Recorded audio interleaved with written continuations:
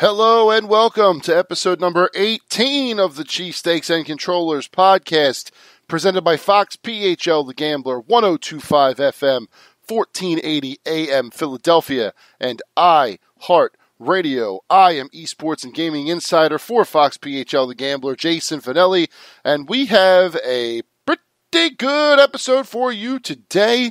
We're going to talk about the future of esports, where I think it is now and where I think it should be going. We're going to have a little fun with some guilty pleasure games at the end there. And we have a fantastic interview with the Chief of Staff, Pete Powell from Nerd Street Gamers, talking about their recent partnership with Five Below. Lots to get into, lots to talk about, but let's not waste any time and move right into the 6 in 60 seconds. The San Francisco Shock have repeated as Overwatch League Grand Champions, defeating Seoul Dynasty in the final. Your Philadelphia Fusion went 0-2 on the weekend with an 0-6 map tally. League of Legends group play ended with no North American teams moving on. Team Solo Mid going 0-6, FlyQuest and Team Liquid both going 3-3. The Call of Duty League's Florida Mutineers have announced a partnership with Cox Telecom Company. Elite Gamer Call of Duty Warzone Tournament Series will begin later this month. The PlayStation 5 user interface was revealed in a State of Play video on PlayStation's YouTube channel, featuring things like integrated hints, picture-in-picture screen sharing between friends, and more. Cyberpunk 2077 announced a partnership with Porsche, placing the 911 Turbo featured in the game. And finally, the Dragon Ball FighterZ National Championships begin this Friday, today, with Week 1 action across 5 different regions: Japan, France, Spain, and US East and West. Those were your 6 in 60 seconds. Yes, folks, that is your 6 in 60 seconds for the week. A lot of big news happening. Unfortunately, not much of it good if you're a North American League of Legends fan or a Philadelphia Fusion fan. But if you're a Philadelphia gamer, there is great news from Nerd Street Gamers and Five Below. And here to talk about that great news, once again, is Pete Powell. Pete, how are you, sir? I'm doing great, Jason. Thanks for having me on again. How are you? I'm doing great. Thank you again for joining. Some big news coming from you guys at Nerd Street Gamers this week. You have partnered with Five Below to put 3 small local host esports facilities inside Five Below stores. One in Philadelphia, one in Texas, and one coming soon in St. Louis, Missouri. So I guess my first question is, what about Five Below made it a prime location for something like this? Is it just because a lot of people go there, obviously, and there's the opportunity for, mom needs to shop, kids can go play for a while, that kind of thing? Walk me through the process of why Five Below was the choice. Sure. No, listen, it's a great question, and it's one we've gotten quite a bit here in the last few days. And I guess the answer is really twofold. Number one, Five Below has been a tremendous partner and investor in Nerd Street now for about over a year.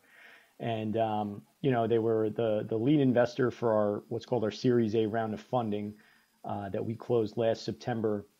And more so than, just an investor, really early on, they took a major interest in what we were trying to do, from a competitive gaming standpoint. And, Jason, Five Below, I would say that, we figured out early on that we are really, really well aligned when it comes to, the missions and values of both of our companies. So right. For example, obviously Five is a, discount retailer. They're all about affordability, accessibility, and, really in reality, that's the same type of thing that we're trying to do from an esports perspective. When you think about, the mission of Nerd Street Gamers, we're trying to provide, I'm sorry, Jason. Oh, don't worry about it. Trust me. In the world that we live in right now, dog barks, kid screams, and the occasional opening of a can are all fair game in this podcast. Not a problem at all. I appreciate it. He's excited about the Five Below partnership. That's right. I would imagine he would be. Yeah. So yeah, we're obviously our mission is to try to, you know, allow our customers to have accessibility to this high-end equipment with esports that they normally necessarily wouldn't get, Sure. right? Yep. So, we're talking about $3,000 to $4,000 PCs that in reality, not every family can afford to have. So we're thinking, and this is where the Five Below partnership comes in so well, is that, we're able to allow our customers that might, like to your point, be out shopping with mom in a Five Below to now be able to, really have that experiential retail. So, not all kids really love going to the store anymore. I know when Oh, I I was a remember kid, those days fondly, going to yeah, Sears and J.C. Penney and hiding under the clothes racks while mom was looking for whatever outfit she was buying. Oh, I know exactly where you're coming from there. absolutely, right? I grew up doing the same thing. And, anymore, it's like, if a kid sees something on Amazon, they just say, "Oh, mom, order this," and it shows up on their doorstep 2 days later. So, Five Below has done such an amazing job of actually being a store that kids really enjoy going to. You have the toys that they could play with. You have the candy. They do a tremendous amount of candy sales. And we feel like this is just a match made in heaven to now be able to allow esports and video games to be part of this experience for these kids. So, yeah, are we thinking that we're going to have, little Joey be able to game for an hour while mom is shopping? Absolutely. But what's ultimately going to drive and really make this partnership incredible is the fact that once we're able to run these in-person events again, localhost is going to become sort of a destination, a Sure. local community-based destination, for kids to come out and game and obviously, maybe stop over at Five and get some candy and soda too. So it's really Well, a good match. it is a very good match. And to be completely honest with you, candy, soda, and video games are just like peanut butter and jelly. I mean, you need one to keep doing the other all hours of the night.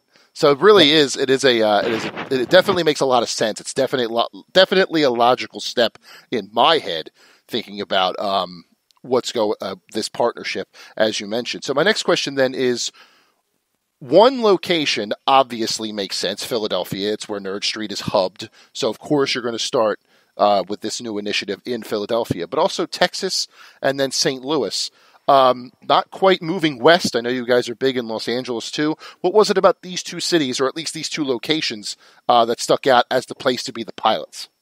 Sure. Well, one of the great things about having a partner like a Five Below is that obviously, we have access to the tremendous resources that they do from, a location perspective and researching these locations. So, they almost have it. It's crazy. They almost have it down to a science as to how they go about selecting where their stores are going to be.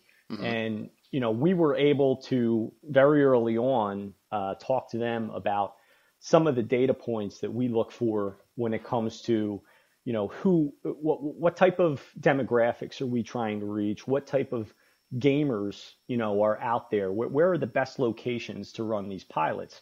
And what it really came down to, Jason, was the fact that, you have certain areas of the country where we want to obviously give access and opportunity to.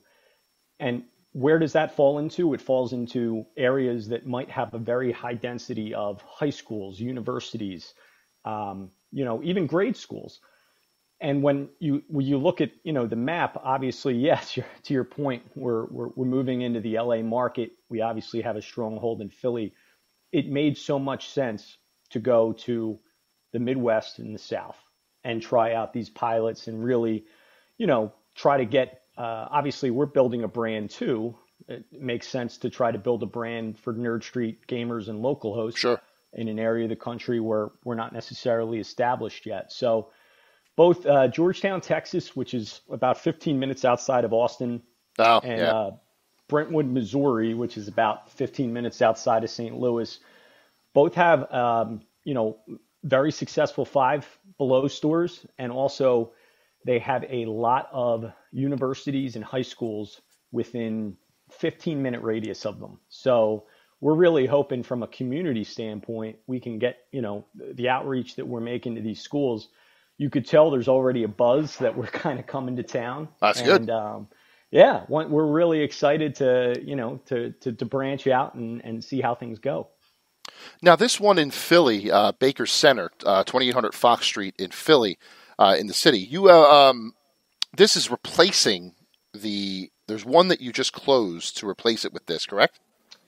Well, it's actually, our original location in Northern Liberties has been closed due to COVID. Sure. And we're actually going to be reopening our flagship location, which I believe I talked to you about last time. The block, yes. The block, right, at 401 North Broad Street. That's going to become our new flagship Philadelphia location. But okay. This location you're referring to at Baker Center is actually like, the East Falls Hunting Park neighborhood there. Okay, yep. And it is, essentially going to be the same thing, a Five Below location. It's about 2,500 square feet. And one of the things we're obviously really excited about with this particular location is that it's in a neighborhood where we talk about, again, our mission to provide, accessibility and opportunity to kids. A lot of the kids in these neighborhoods, their families can't afford the $5,000 PC to Sure. game one.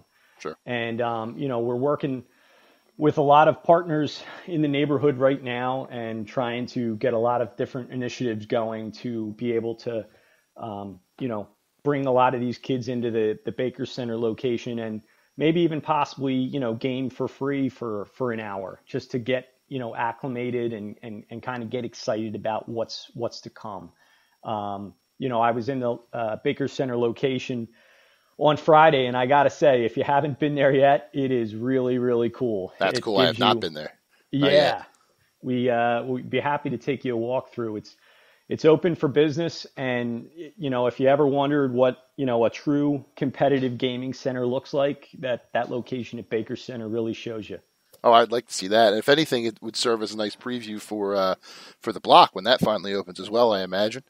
Absolutely. So one other question too. Now the current facilities now, they are not physically inside the Five Belows, correct? They're neither connected like storefronts, maybe with a door in between. Are they actually in the Five Belows? No. So it's a good question. And it is the store within a store model, but a lot of people think that they're, you walk into the Five Below and we have PCs set up in the middle of the Mike and Ike's and the candy. That's not the case. We're actually, I would say in adjacent spaces. So, okay. It really depends on the layout of the Five store, where we're located. Our store in Texas, we're actually alongside the Five. So if you look at the shopping center, we have our own entrance, sort of off to the side. In Baker Center, we're actually, in the back of the store. So there is a portal inside of the Five Below where you can walk back and forth between Five and localhost. But at Baker Center, we also have a private entrance. It's just on the back side of the building. Okay, so if you're going strictly for localhost, you don't have to necessarily walk through the entire Five Below and vice versa. That's cool. That is correct. Okay, yes, that makes sense. So my next question is, and this is a bit of a joke question, but we talked about the candy and the soda and the gaming. How many times do you plan on cleaning these facilities every day? Because, obviously with pandemic, there's that issue.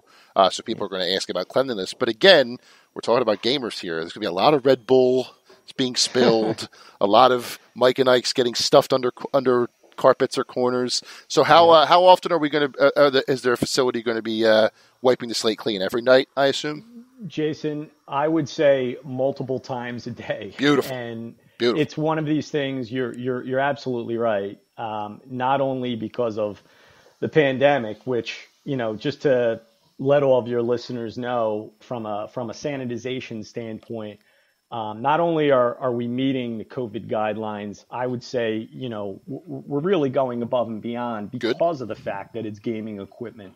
You're going to come into the local host and you're going to be presented with a fully sanitized keyboard, mouse, all the peripherals, and they're actually checked in and out, sort of like, I guess when you go bowling, when you rent shoes, Interesting.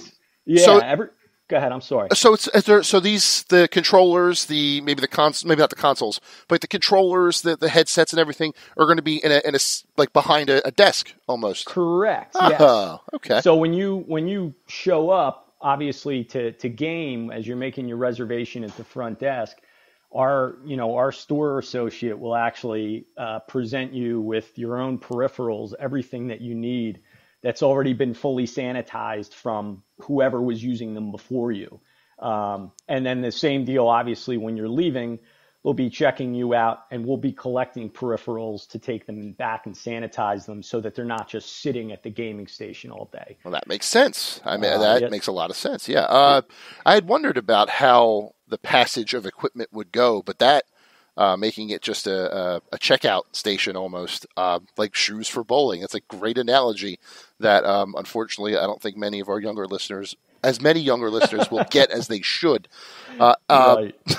But yeah, so that it really sounds great. And again, the partnership with Five Below does make a lot of sense. Now, as you open more locations throughout the country, is there the possibility where you could open a hybrid Five Below local host, like from the ground up, built to be a hybrid sort of location? Or is it just going to be, even if they're building a brand new Five Below, you're still only going to take like a section of it?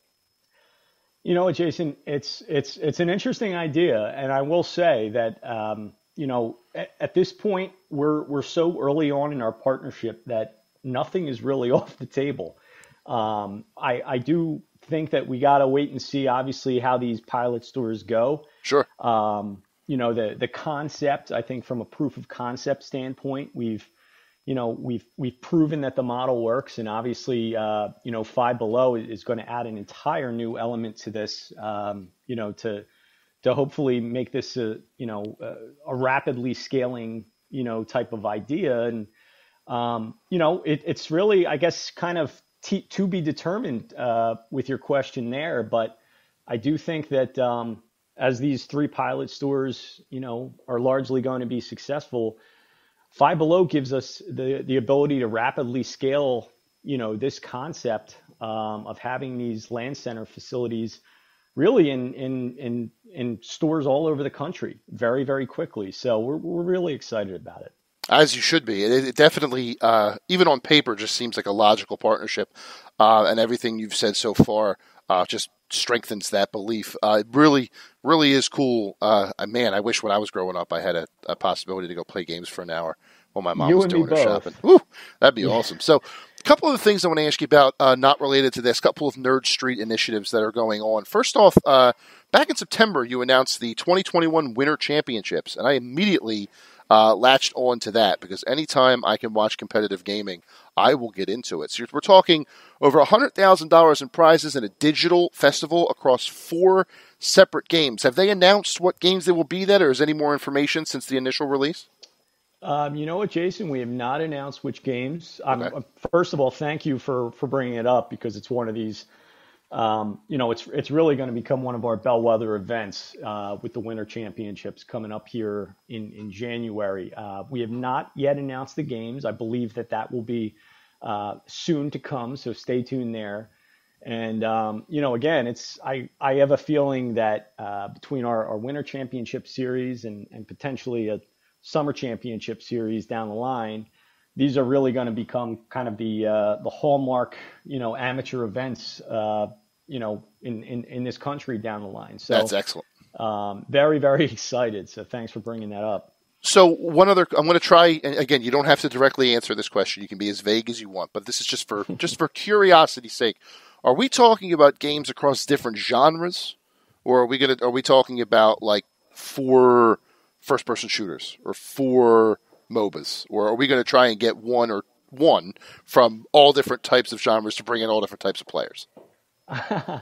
I will be, I guess, vague without being vague because I don't want to spoil it for our marketing folks. Sure, But sure. I will tell you that, we are going to be getting games involved that we necessarily have not had in the past, as well Interesting. as games that will, I think, appeal to, a wide array of competitive gamers out Oh, there. I dig that. This That's a is good answer. yeah, this is going to be a really really cool event. So we can't wait for January. Cool. I will be looking for that announcement too. That my interest is even further piqued than it was. And then finally, last one. Recent news piece came out. I want to talk a little bit about. Seems you're getting involved internationally now with the Overwatch League and announcing a partnership with the London Spitfire, who unfortunately did not have the best of seasons this year. Yeah. I blame a lot of that on the COVID pandemic throwing things into disarray. We can't all be the San Francisco Shock after all. But Right. look, it sounds like you're hosting a esports camp of sorts, training grounds. Can you get into that for me? Yeah, sure. So, the partnership with the Spitfire is one that we're, very excited about because, as you said, it is, really our first foray over into Europe. And, yeah, you're right. Unfortunately, they did not have the greatest season this year, but it's one of these, the camps program is something that has been really, really beneficial for, I think, students and youth out there this summer, because of the fact that we've had to, like everything else in the world, take these camps remote, right? And Yep. when you're running a summer camp, it's obviously not ideal to be able to have to run it remote. But the one thing that I was just completely impressed with, having spoken to a lot of the kids that took part in our camps here in Philly this summer, was just the fact that they, the kids are so tech savvy to be able to sit on a computer, for hours at a day, and obviously, be able to use things like Discord and other things that we were incorporating into these camps, was tremendous. And the fact that their parents were even more excited about the fact that, yeah, they're sitting in front of their PC gaming, but this is sort of an educational opportunity. Really made it that much better for everybody involved. With the Spitfire, we're really moving into now, okay, our camp coaches have been tremendous teaching, kids. We've run camps for Overwatch. We've run camps for League of Legends, for Fortnite. Very excited about working with the Spitfire on the camps program. Our camp coaches are going to have to get up extra early due to the time difference over in London. Yeah. But it's one of these initiatives that we really can't wait to roll out. Yeah, sounds really, really good. And anytime you can get that international presence, definitely helps. And again, one of the it's weird to say benefits of a pandemic because there was no real benefits of a pandemic, but the pivot to digital has opened up avenues that may not have opened up by themselves, if that makes sense. So to see Nerd Street partnering with London for something like this is really cool, and I hope it leads to more esports camps like this in the future. Well, Mr. Powell, there are a lot of exciting things going on at Nerd Street Gamers. I am very much looking forward to everything that we spoke about today, and I wish you the best of luck in your Five Below partnership and the new stores that are opening up. Ladies and gentlemen, this was Pete Powell, the Chief of Staff of Nerd Street Gamers. Thank you so much for your time. Hope you have a great day, sir. Jason, thank you so much for having me. Take care. Yes, there he is. That was Pete Powell, the Chief of Staff for Nerd Street Gamers. Really doing a good job over there at Nerd Street, bringing the greatness of esports to the general public in many different ways. And I have a feeling that this Five Below partnership will really open some doors for them, because Five Below is a very popular store with people, and getting a little bit of store space in there to show off their LAN gaming abilities is definitely something I look forward to seeing more of from them in the future. So thank you again to Pete Powell for his time on our podcast today. I look forward to talking to him again very soon. But before we move on, it is time to give you a small taste of what is coming in the world of video games this week. Get out those glasses. I hope you are thirsty because it is time for What's on Tap. Couple of sound games coming this week for the Nintendo fans and sports fans out there. First off, Mario Kart Live Home Circuit, bringing Mario Kart into your living room with 2 physical RC Mario Karts. Comes out for the Switch on Friday the 16th. Also, NHL 21, the annual hockey franchise, coming on the same day, Friday the 16th. Horror fans get a little bit of a jolt with Amnesia Rebirth, the sequel to Amnesia The Dark Descent, dropping October 20th, just in time for Halloween. And finally, Bless Unleashed, a massive MMORPG for PlayStation 4, comes out the 22nd from Bandai Namco and NeoWiz. Lots of things to play, lots of varied different ways to play this week. What's on tap for you? Yes, that is what is on tap for you this week. NHL 21, NHL games are always good. Glad to see that getting out to the public now. I hope that it follows the NBA 2K21 trend and really tries to make some big improvements with next year's game on the new consoles, but we'll see what happens when the time comes. Also, that Mario Kart Live is interesting. Mario Kart Live definitely... I would love to try it, but I just don't have the room in my house for those little cars to zip on by. Not at the moment. Maybe later, but not right now. So if you're picking either of those up, let me know how they are. I will live vicariously through you. And if I decide I want to try and jump in on one, I will do that. But right now, I would like to talk about esports. Wait. Of course I do. That's what this is. It's an esports podcast. Esports and video games podcast. I do like to talk about the general stuff too. But esports is what got me on Fox PHL The Gambler. Esports is my jam. Now, what am I going to talk about here? The big leagues are either done in Call of Duty or Overwatch League's case, or finishing up in League of Legends case. It'll be done. The finals are on Halloween. October 31st is the last match of the 2020 League of Legends season. So at the end of these years, there is time to sit back and reflect on what these leagues have done right and what these leagues still have to improve on. And I have 3 main things. Well, 2 more in a general sense, and 1 is more focused on one specific spot of esports that I feel could help the entire industry moving forward. First is accessibility. Accessibility is a huge part of video games at the moment. It's always been an issue in video games, but now it seems like more companies are really focusing on being more accessible to every type of player that there is, whether that's a full able-bodied player or a colorblind player or a disabled player, so on and so forth. These companies want to make it so that gaming can be enjoyed by everyone, and I feel like esports should and could do the same. Now, they're not going to be able to cater to everyone. It's the nature of the game. They can't, unless there's a way, perhaps through the Codcaster of Call of Duty League, that they can manipulate the feed where it looks fine for the players playing on the screen, but for the colorblind players, it's perfect. There's a feed that's perfect for them, for the blind players, it's just the audio, which I guess they could watch on the regular feed. Or for the deaf players, there's subtitles, which I guess would be on the regular feed as well. So those things are kind of already there.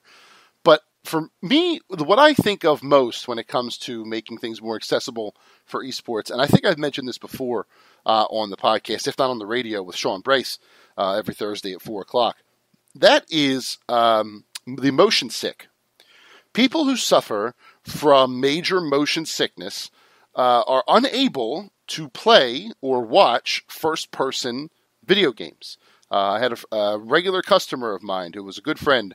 Name was John. He was motion sick to the point where whenever a new Call of Duty game or Halo game came out, he never played it because he couldn't handle it. He was very, very motion sick. Any first-person games at all really affected him in a way where he could not enjoy them. So Overwatch League and Call of Duty League specifically are non-starters because they frequently shift between the first-person views of all the players and a third-person overview of the map and the action that's going on. To which I say, the first company to take their first-person esport and create a second Twitch stream or an alternate feed or something where a player like John could come in and watch just the third-person cameras, where they could follow the action behind one of the teams, or they could swoop in with a camera right where in the heat of the action. If there was a feed specifically for third-person viewing only, to where a person who might be motion sick or can't handle first-person games could come in and watch your league, that to me not only opens it up to a new audience, but shows that you're willing to commit to these sorts of accessibility features to making your game more accessible to a whole new plethora of fans, which is only a good thing. More eyes on the product is the goal, after all. The more people watching esports, the higher it grows. The higher it grows, the better it is for everyone. Traditional sports don't have this issue. They don't really mess with the motion sick because they are static images, third-person view if you want. When you're watching a football game, it's just watching the football game. You're not inside Carson Wentz's helmet watching through his eyes. You're not standing on the mound with Aaron Nola as he's about to make a pitch. You're watching him from a third-person view. So traditional sports, this is a hurdle they don't have to cross. It's one that may be unique to esports, but it's one that they should still consider just to show that they are willing to accept any and all players who want to enjoy their product, and they will do what needs to be done in order to make that happen. There's nothing bad that comes from at least attempting it. If you attempt it and not as many people watch the second feed and the numbers jump off, fine. But at least make the attempt to show that you are willing to work with alternate feeds for people who may not be able to handle the fast-paced first-person action of your game. So accessibility is a big one where they can show some improvement. The second one seems a little more obvious to me, but for some reason is just not happening as much as I think it is, and that's advertising.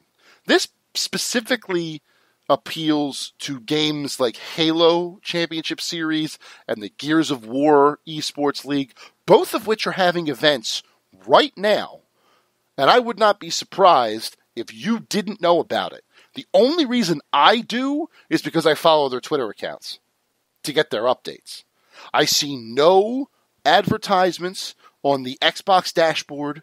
I see no advertisements on video game news websites or anything like that. I don't see anything on like banner ads for other websites. I see nothing for a lot of these esports league, even the more popular ones like your League of Legends or your Call of Duty League or your Overwatch League. Now, with the smaller esports leagues, I don't expect them to go all out, but I would like to at least see some sort of indication that your leagues are holding events other than following you on Twitter. Show me that your leagues are running. Make me want to watch. Because if I don't want to watch, I'm not going to watch. Why would I? That doesn't make any sense. And secondly, and perhaps most importantly, Call of Duty League, Overwatch League, and League of Legends especially have the money behind them. They have the backing. They have the financial ability. Why aren't they advertising on television? League of Legends World Championships is happening right now. We're halfway through it on October 15th when I am recording this. October 31st, the entire thing ends. Why on NFL Sundays aren't there commercials saying League of Legends World Championships is happening right now? Watch it at lolesports.com. When the grand finals were coming up last week for Overwatch League, why am I watching professional wrestling on a Monday night without seeing an advertisement for it? Now, granted, the traditional sports and esports audiences are different. The professional wrestling audience and the esports audience probably more so, if not the same. But that doesn't mean you don't make the attempt. if there are people who only play casual Call of Duty or casual League of Legends or casual Overwatch or casual anything, and they see an advertisement for the Overwatch League Grand Finals on YouTube, they may go check it out. Maybe not live, maybe not at 9 a.m. when the final, on a Saturday morning when the finals match is going on, but they'll check it out eventually. They'll see the advertisement. They'll see the YouTube URL. They'll go check out the Overwatch League's YouTube account. They'll see all of the video on demand, the VODs of their previous matches, and they can pick them up and watch them, and they can go from there. Sky's the limit. Why aren't these things being advertised by more traditional means? And no, I'm not just saying that because I am on a radio station. They're not doing it, and I don't understand why. I don't understand why they're not using more traditional means, television, radio, magazine. I don't really read magazines much anymore, so if they're advertising there, then good. But it seems like they're only catering to the gamer fan base, when if they want to bring in the casual people, they have to tell the casual people that this is happening. And I don't understand why they don't attempt that. So the first one was accessibility. The second one is advertising. And the third tenet of this one is probably the most biased of the three, as I am a big fan of this genre. But, and I've said this many times before, I think that the future of esports, the future of competitive gaming, and the one that will take esports into the stratosphere, the genre that will take esports into the stratosphere, is fighting games. Street Fighter, Mortal Kombat, Tekken, Virtua Fighter, now that that's getting an esports league and potentially a reboot.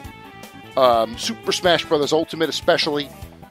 All of these games could be the future of competitive gaming. Now, they went through a bit of a culling recently. There were a couple of ne'er-do-wells, a couple of really bad people, where a bit of a speaking out movement came out, and they have since gone by the wayside. Fighting games were also not helped by the pandemic, but that's not the pandemic's fault necessarily. It's the fact that fighting games have notoriously bad online, so trying to run tournaments using the bad online is usually a disaster. That didn't help them very much. But I truly feel that fighting games, a competitive fighting game league, city-based or brand-based, whatever, like a League of Legends or an Overwatch League, could be a tremendous thing for esports. You couldn't market it as an Overwatch League or a Call of Duty League. Those are your MLB, your NBA, your NFL. While League of Legends is your FIFA, has more of an international appeal, that's kind of different too. This hypothetical fighting game league that I am conjuring up in my head, this is a WWE, or more specifically, a UFC. You take all these fighting games, you put them in one competitive circuit, structured a la UFC, with rankings and matches between people rising through the ranks and all that stuff, and you take the weight limits of UFC and you make them the specific games in this fighting game league, and the structure is basically the same.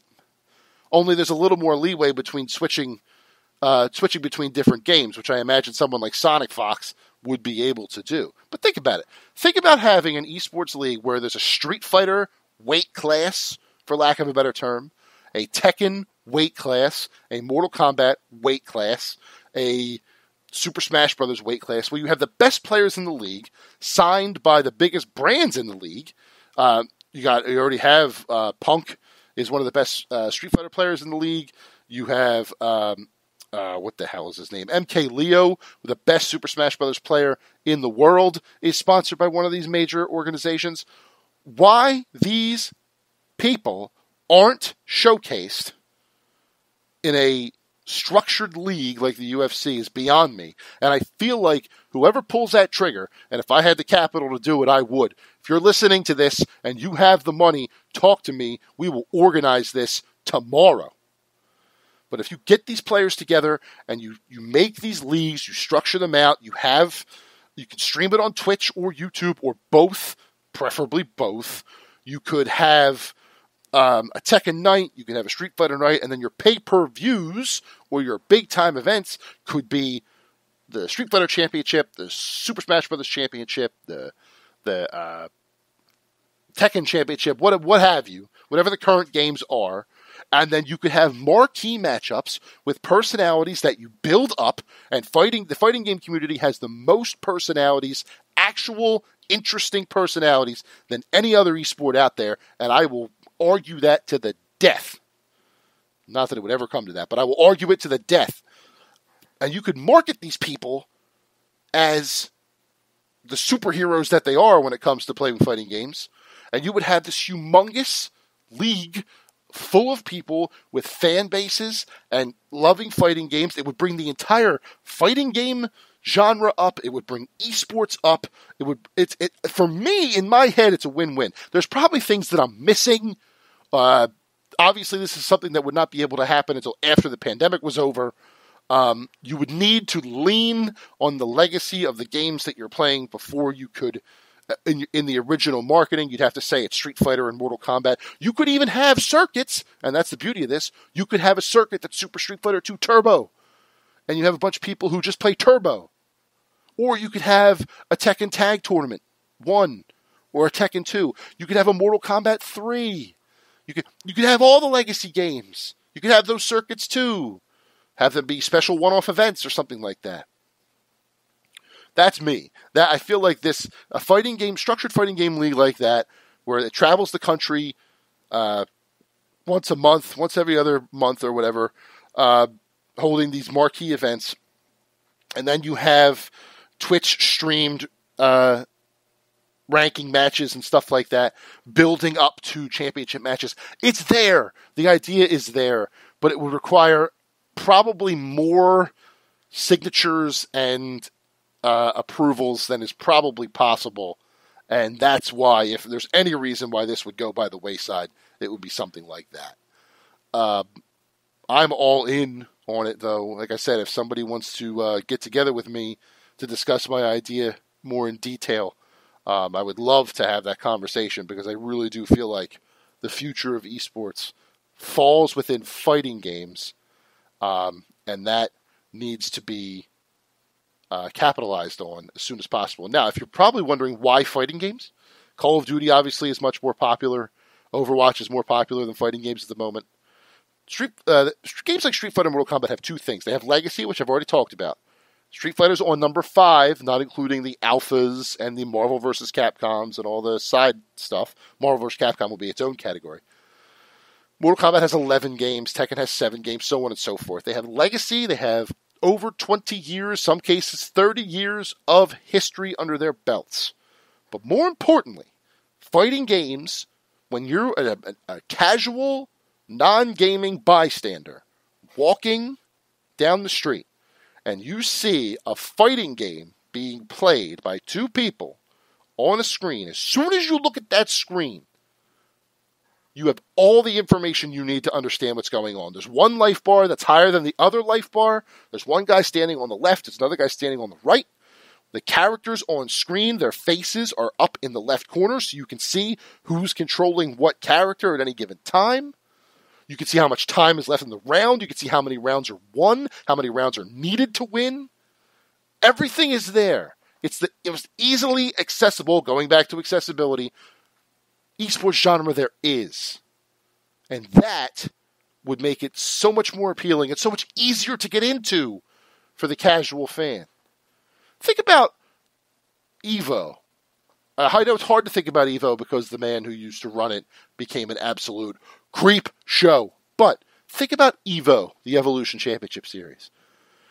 Go back and watch some of the main event matches from past Evos. Evo 2018 sticks out to me because I was there, so I guess I'm a little biased in that regard. But go back and watch Goichi versus Sonic Fox in Dragon Ball FighterZ. Go back and watch the finals of Street Fighter V, where the guy, his name, I can't remember his name, I'll look it up while I'm talking. But Tokido, who was a massive player in Street Fighter, gets to the finals against Problem X. I knew it was Problem X. Gets to Problem X and loses. Problem X using a character who's not usually used in M. Bison. The storylines there are crazy. While it being at EVO in front of that live crowd and on Twitch was great, why it wasn't on a more accessible place, I don't know if it was on ESPN that year. It used to be on ESPN. ESPN understands what I'm talking about. That room was electric.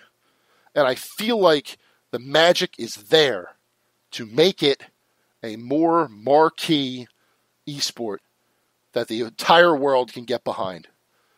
And I just don't understand why. Well, right now I understand because we're in a pandemic. But before then, I don't know why it wasn't bigger than it should have been. And I feel like once this pandemic is over, it is on the fighting game genre, the fighting game developers, the fighting game community to step up and show the world, the esports world and the world at large, what fighting games are, what they can be, and what they can do for competitive gaming. Because I have had more fun watching competitive fighting games than any other genre. I love Overwatch League. I love Call of Duty League. I'm starting to really love League of Legends. I'm still new to that.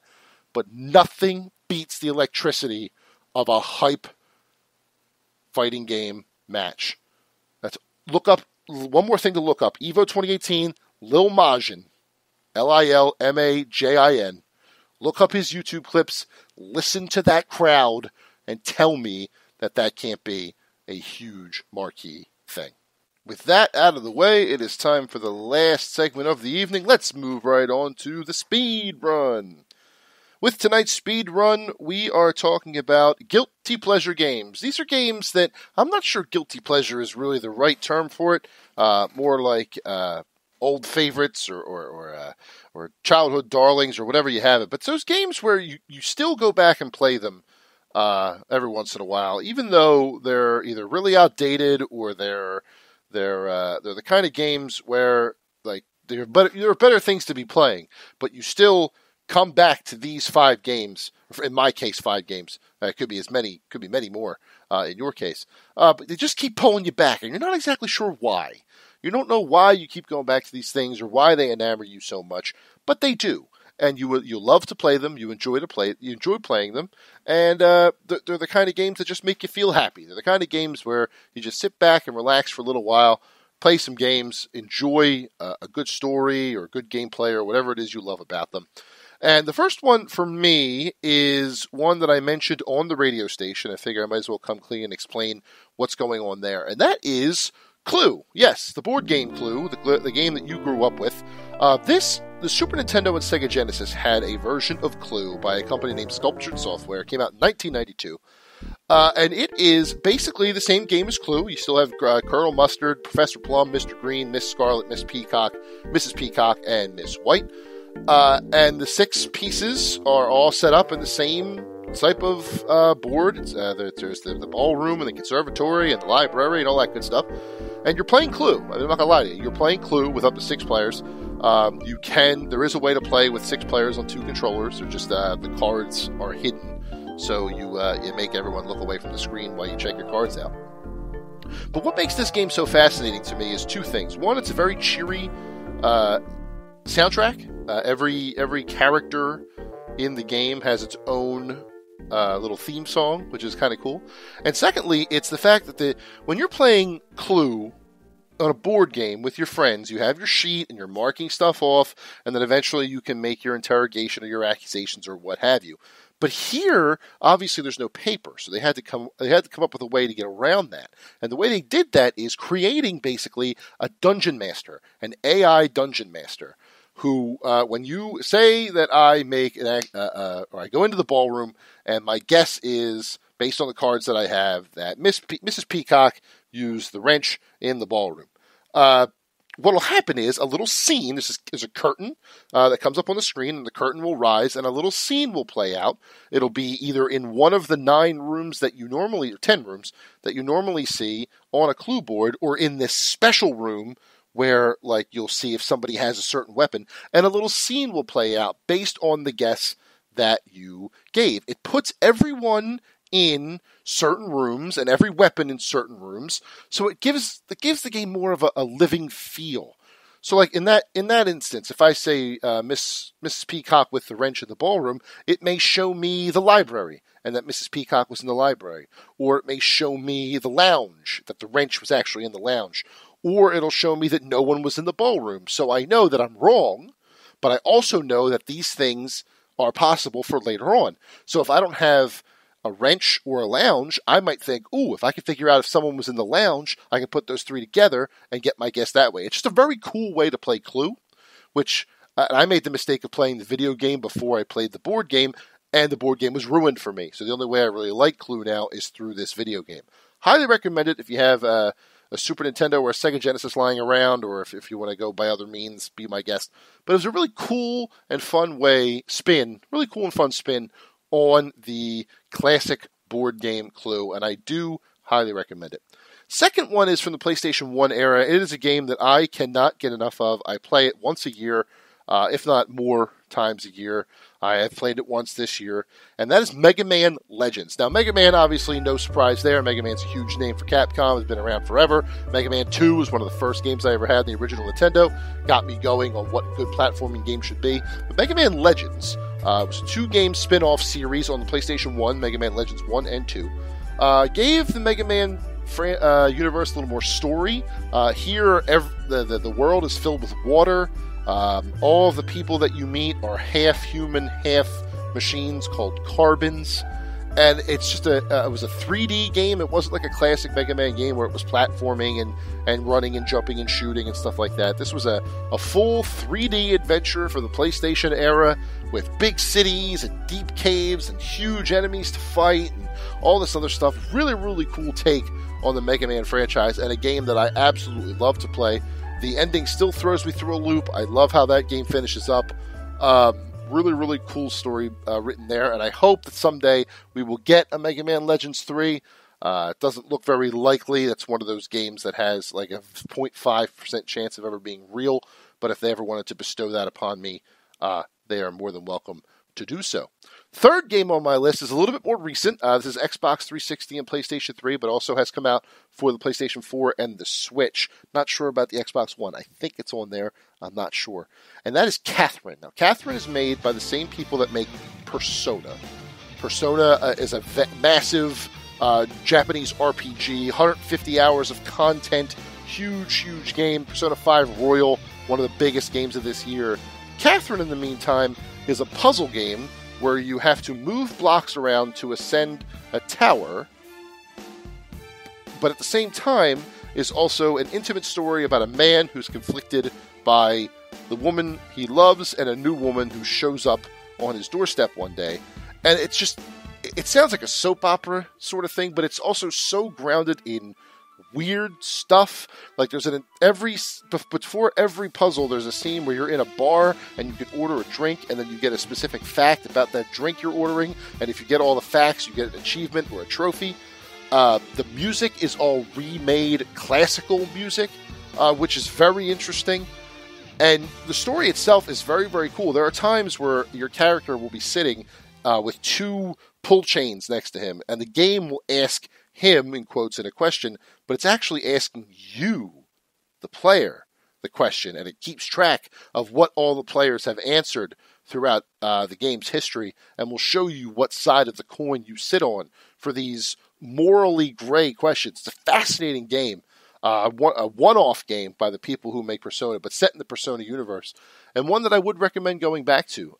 If you have a PlayStation 4 or a Switch, the current version is called Catherine Full Body. It adds a third love interest and a couple other things there. Haven't played that one yet, but yeah, that's definitely one that I would recommend if you have the ability to play it. The fourth one is a retro game. We are going way back in the timeline here. We're going back to the NES days, original Nintendo, way back in the day. There was a game that, and this one is kind of a sentimental game. There's a particular song in the game which is going to be playing in your ears in just a second that was so catchy that my mom and I, not to get too mushy, but my mom and I still will hum it to this day, if we hear it or if it's mentioned, she hasn't played a video game in probably 20 years, but that music will immediately pop in her head whenever I say the name Mickey Mousecapade for the original Nintendo. Just a short, easy platformer game, nothing really special to write home about. But that music, which you're hearing right now, is iconic to me in my more formative years, and one that I just keep going back to over and over and over and over again. I eventually want to show my daughter this game and try to get her to run through it with me. One of those games where I play it and she watches until she learns how to play it, because it can be tough in certain spots, and the music does get a little spooky in certain spots. So she's only 4, so I'm not sure how she would take to it right now. But she loves Mickey Mouse. I think that's my entry. But that Mickey Mousecapade on the NES is definitely a game that I am a big fan of. One of my guilty pleasures that I go back to once in a while. And the last one is a fighting game, because of course it is. I just talked about how much I love fighting games. But there's one in particular that came out in 2010 that was kind of swept under the rug right from the beginning, unless you were a hardcore fighting game fan. If you were you weren't a casual fighting game fan or a casual fan of video games at all, you weren't paying attention to it, because it came out the same day as Mass Effect 2 in 2010. Only if you knew and you followed fighting games did you know about this one, and it's Tatsunoko versus Capcom on the Wii. Tatsunoko is a big anime company in Japan. They did stuff called the G-Force. They did stuff Yatterman, Tekkaman Blade, and a few other ones. And a bunch of their most popular anime characters got into a game, in a 2v2 fighting game with Capcom characters like Street Fighter and Rival Schools and Mega Man and Zero and a bunch of other fighters. And it's just a simple 2v2 fighting game, not unlike Marvel vs. Capcom or X-Men vs. Street Fighter, but with these anime characters that add a new layer of interest and have really cool, interesting play styles. I do play this a lot. I absolutely love Tatsunoko vs. Capcom. I love everything about it. I love the systems. If Marvel vs. Capcom Infinite played more like Tatsunoko vs. Capcom, just with a little, and it looked more like Tatsunoko vs. Capcom, it wouldn't have gotten half the crap that it ended up getting, and I will stick by that. So Tatsunoko vs. Capcom is my last guilty pleasure of this speedrun. Check these games out if you never have before. If you have the ability to get to the retro games, do it. If you have the current systems, definitely try out Catherine. I cannot recommend that enough.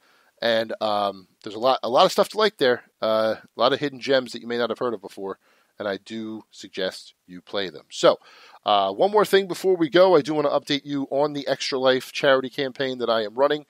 We have been talking about this for the last couple of weeks now. The event is coming up on November the 7th.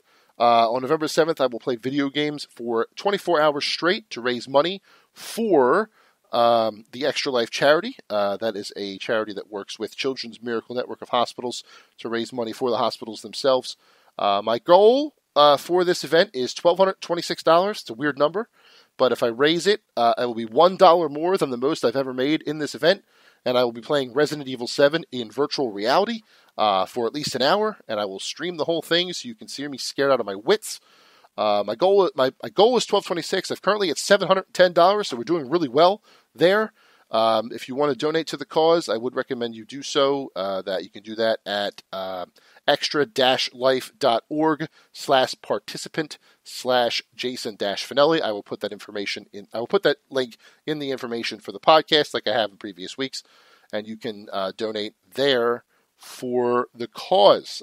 My Children's Miracle Network Hospital is CHOP. All the money I raise goes directly to CHOP. I don't see a cent of it. The charity handles all of that, and every donation is tax exempt, so you can deduct it from your taxes if you want, come January or February. But please donate to the cause. It is a wonderful cause for a wonderful network of hospitals in this city's case, it's Children's Hospital of Philadelphia, and I would very much appreciate any and all help you can give me to raise this money for the kids. And with that, this has been episode number 18 of the Cheesesteaks and Controllers podcast. I am Esports and Gaming Insider Jason Fanelli for Fox PHL The Gambler, 102.5 FM and 1480 AM and iHeartRadio. A couple of things to look forward to on the radio station. We got the Liberty Line podcast coming up soon.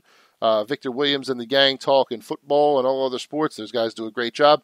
And then every Tuesday night, the Rodney McLeod Show, where Eagles quarterback Rodney McLeod comes and talks to Jared Colton about the most recent game that they played. Seeing as how they're playing the Ravens this Sunday, I bet there will be a lot of Lamar Jackson talk going on. So with that, this has been episode 18 of the Cheesesteaks and Controllers podcast. Thank you again so much for listening. If you're hearing these words at the very end, you have reached the end, and I very much appreciate you for it. Have a great week. Talk to you again next week. See ya.